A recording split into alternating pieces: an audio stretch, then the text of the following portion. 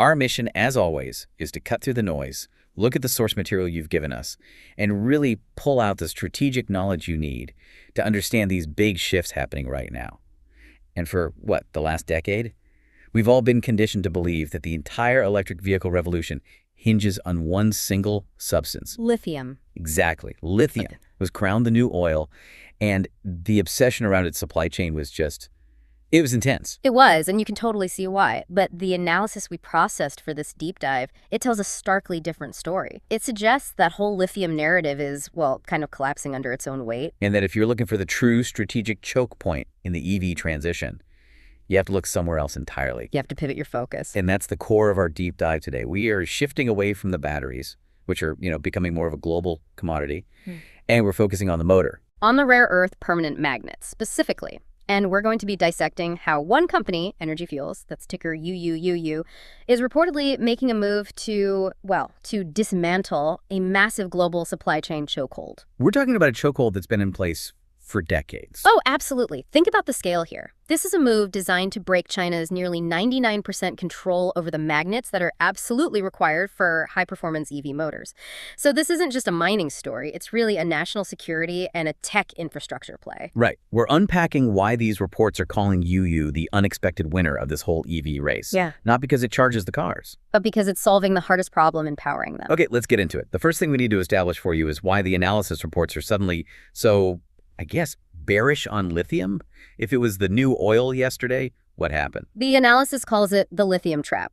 What the reports indicate is that lithium is actually pretty abundant globally. And the high prices we saw over the last few years, they triggered a massive global response. Everyone rushed in. Everyone rushed to mine it. And importantly, new extraction tech things like direct lithium extraction or DLE have just rapidly ramped up the supply forecasts. So it became a victim of its own success. Yeah. The fear of a shortage drove prices sky high, which spurred a ton of investment, which then led to a massive supply glut. That's it exactly. The source material points to the market just flooding with supply, and that led to prices crashing, in some cases by 80% over last year. Wow. And when something becomes that easily available and so many players can produce it, it stops being a strategic, high-leverage component. It just becomes a low-margin commodity. Right, the key distinction. It is. Yeah. Because meanwhile, the demands for the EV motor are completely non-negotiable. You can't just swap in some cheaper metal for the drivetrain and still expect to get peak performance. And that's where the real geopolitical challenge is. That's where it resides. You just cannot build a modern, high-performance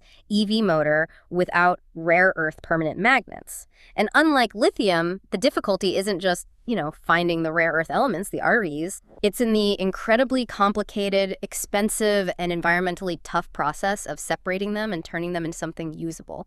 That's why the motor supply chain is still a huge geopolitical pressure point. Which brings us to a really crucial distinction you need to get.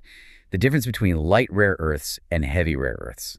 I know it sounds academic, but this is what determines who wins and who loses here. It really is. So light rare earths, specifically neodymium and praseodymium, people just call it NdPr, they're crucial. They give the magnet its raw strength. Okay. But the reports confirm that plenty of companies all over the world are now capable of producing light REs. So they're necessary, sure, but they are no longer the strategic bottleneck. So if NdPr makes the magnet strong, what's the secret sauce? What's creating the real bottleneck? That would be the heavy rare earths. We're talking about dysprosium and terbium. Okay.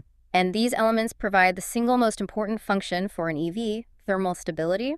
They stop the magnet from losing its power when it gets incredibly hot. It's a process called demagnetization. And why is that so important in an EV? Because, as the analysis bluntly puts it, an EV motor gets hot tea. Right. If you're demanding rapid acceleration, you're climbing a steep hill, or even just sustaining highway speeds, that motor is generating enormous heat.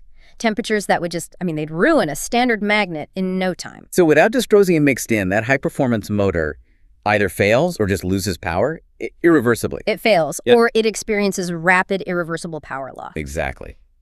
Let me just push back on that for a second then. If this stuff is so critical, why isn't everyone racing to mine and process dysprosium right now? Why is it still a bottleneck? And that gets us right to the geopolitical headache. It gets to the true depth of China's control.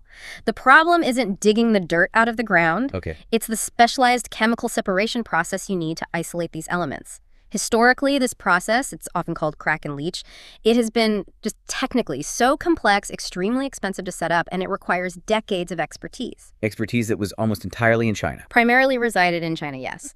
And that processing gap, not the mining gap, is what UU is now reportedly closing. Which makes this next part so compelling.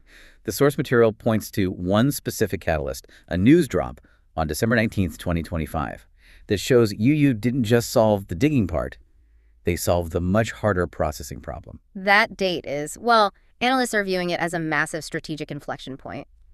UU announced that their heavy rare earth oxide, their dysprosium produced at their White Mesa mill in Utah, had been officially qualified by a major top-tier South Korean automotive manufacturer. And qualification isn't just a pat on the back. This means passing the absolute most rigorous standards in the world. Yeah. It means that major automakers now trust this material enough to power their best, most expensive cars. That is the critical takeaway. It's a huge logistical and strategic win. Energy Fuels is now the first and only U.S. company to produce commercial-grade heavy rare earths that meet these strict auto industry standards. They've opened a domestic, non-Chinese supply route for the one thing that keeps an EV motor from melting down. That's a good way to put it. They have verifiably done that. So let's talk about the strategic moat this company has built. The reports contrast UU with competitors who are still, talking about building mines in 2030. How did UU get this huge speed advantage? They leveraged existing licensed infrastructure, and that is the game changer. UU already owned the White Mesa mill, Right. which is the only licensed conventional uranium and rare earth mill in the U.S. So instead of spending billions of dollars in a decade fighting for permits and construction for a new facility, They just repurposed an existing, highly specialized industrial asset. exactly. It's like converting a perfectly placed factory floor for a new product line. It saves an unbelievable amount of time and capital. And that speed lets them answer the call from automakers who are, frankly, desperate to de-risk their supply chains right now. Right now. And the strategic moat they have is now being reinforced by geopolitical moves that are, in a way, protecting it. The analysis highlights that China recently enacted a ban on exporting rare earth element extraction technology. So they're not just holding the materials, they're holding the knowledge. They're protecting their processing expertise. Deliberately. So if the tech to separate and refine these elements is now blocked, UU's existing independent and qualified supply chain becomes, exponentially more valuable. It's no longer just a nice alternative. It becomes a crucial matter of national security, of economic viability for any automaker outside of Asia. It really creates a captive market opportunity. The automakers need the dysprosium. They need a non-Chinese source. And now there's a single qualified domestic source ready to scale up without that decade-long battle of new construction. Okay, here's where it gets really interesting from a financial stability angle. This isn't just some rare earth startup. This is a dual-play company. And the report suggests this dual revenue stream gives it a level of financial confidence that these pure REE companies just don't have. Absolutely. The foundational business of UU is uranium, and this provides what the analysis calls the profitable floor that supports the whole REE operation. And the demand for uranium is, well, it's skyrocketing. We should probably spend a moment on that We context. should. Global electricity demand is soaring, and a huge driver of that is the massive power needs of AI data centers. You can't power this expanding data ecosystem without reliable, carbon-free baseload power. And that means nuclear, which means sustained, significant demand for uranium. Yes, and UU is uniquely positioned with numerous licensed, permitted, and low-cost uranium assets across the U.S. That business line ensures consistent revenue, financial stability. It hedges the volatility that's just inherent in bringing a new, complex rare earth product to market. It's the stable asset that supports the growth engine. That's a perfect way to describe it. So you have the profitable floor, the stable, growing uranium business, and what the analysis calls the explosive ceiling, which is the qualified heavy rare earth business. That completely changes the risk profile compared to a pure exploration company. That risk mitigation is so key for anyone looking at this space. Now, if we turn to the financial snapshot from the analysis report, and again, we have to stress, this is data from the report, not investment advice. Of course. We can see how the market reacted to this dynamic. The report noted the stock price was sitting at about $14.64. And that was after a slight, what they called a healthy pullback of about 3%, which came after an immediate 8% rally when the qualification news dropped on December 19th. So the analysts looking at this see that price action as a healthy consolidation. In other words, the market is just processing the huge news and resetting before the next potential move up. It's not signaling a weakness. And that interpretation is strongly supported by the balance sheet. The company is reported to have zero long-term debt and massive cash reserves, something like $116 million. So they have the capital to execute their plans without needing to go out and raise more money right away. Right, no immediate dilutive financing. And when you consider the market cap was reported at around $3.5 billion, with some analyst targets in the report reaching as high as $28, the value here is more than just the stock price. You have to look at the opportunity cost for the automakers themselves. That's a great strategic point. For an automaker, the cost of a slightly more expensive magnet from UUUU is, it's irrelevant compared to the cost of a supply chain disruption. Or worse, being shut out of the highest performing motor tech entirely because of geopolitics. Sourcing these critical components domestically becomes an insurance policy worth billions. So the reports really view this as a company with a verified, crucial product that global automakers are desperate to get their hands on.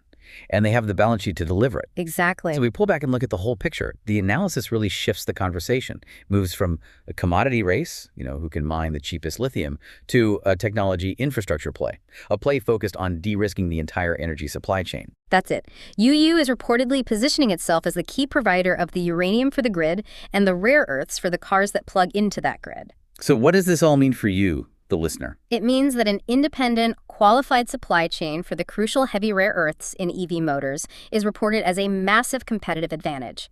It's a necessary solution to this global dependence on a single source for a mission-critical component, that dysprosium that makes sure a high-performance EV motor actually works under heat. They didn't just find the resource. No, they solved the processing challenge, and they did it using existing infrastructure. It feels like UU has the right resource, the right processing capacity, and just perfect timing to capture a market that urgently needs to move away from Asian supply chains for its most sensitive parts. Absolutely.